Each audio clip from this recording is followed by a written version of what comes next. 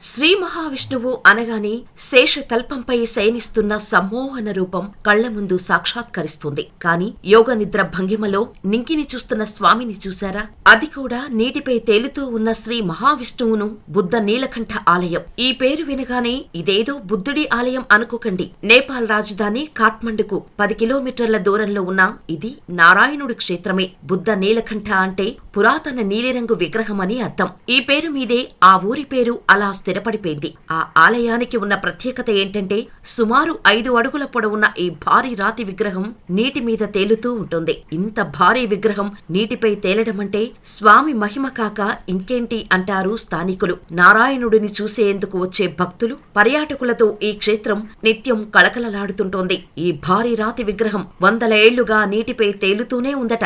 ఈ విగ్రహ నిర్మాణానికి సంబంధించి 2 కథలు ప్రచారంలో ఉన్నాయి. ఒక రైతు తన భార్యతో కలిసి పొలం దున్నుతుండగా ఓ చోట నాగలి ఆగిపోయింది. అక్కడ భూమిలో నాగలి దిగిన ప్రదేశం నుంచి రక్తం బయటకు రావటం చూసి భూమిని తవ్వగా భారీ విగ్రహం బయటపడిందట.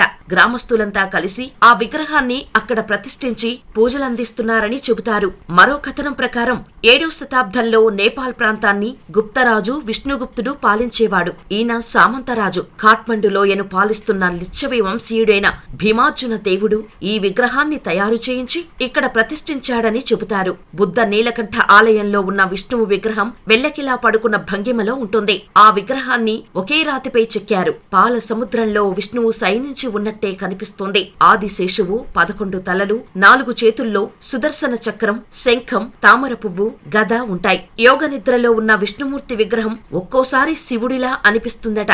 అందుకే శివకేశవులకు ఎంతో ప్రీతిపాత్రమైన కార్తీక మాసంలో ఇక్కడ ప్రత్యేక పూజలు చేస్తుంటారు. శివుడు హాలాహలాన్ని కంఠంలో దాచుకున్నప్పుడు ఆ వేడి తాళలేక ఈ ప్రాంతానికి వచ్చాడని, ఇక్కడి కొలనులో నీళ్లు సేవించగానే మంట తగ్గి కొంతసేపు సేద తీరాడనే కథ కూడా ప్రచారంలో ఉంది. ఇది మరొక వింత.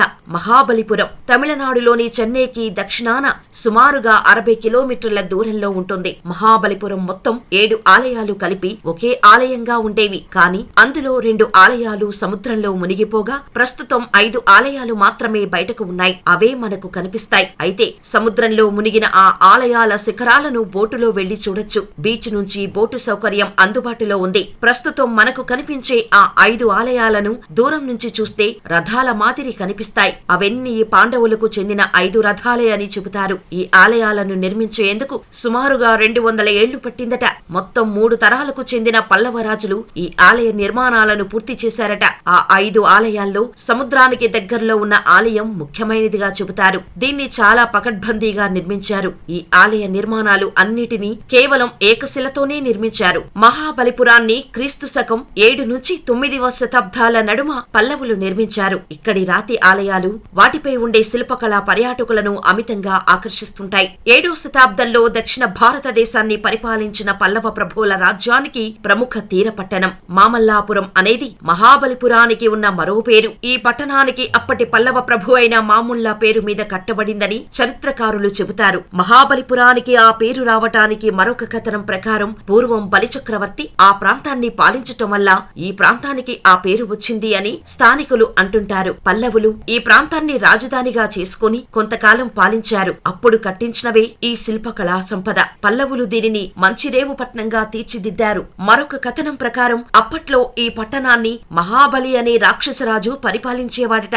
పేరుకు రాక్షసరాజే అయినా అతనిది చాలా జాలిగుండెనట. ఈ క్రమంలో అతని పేరిట ఈ పట్టణానికి మహాబలిపురం అని పేరు వచ్చిందని చెబుతారు. దానికి అంతకుముందు మామల్లపురం, కడల్మలై అనే పేర్లు కూడా ఉండేవట. కడల్మలై అంటే పర్వతాలు, సముద్రంతో కూడిన ప్రదేశం అని అర్థం.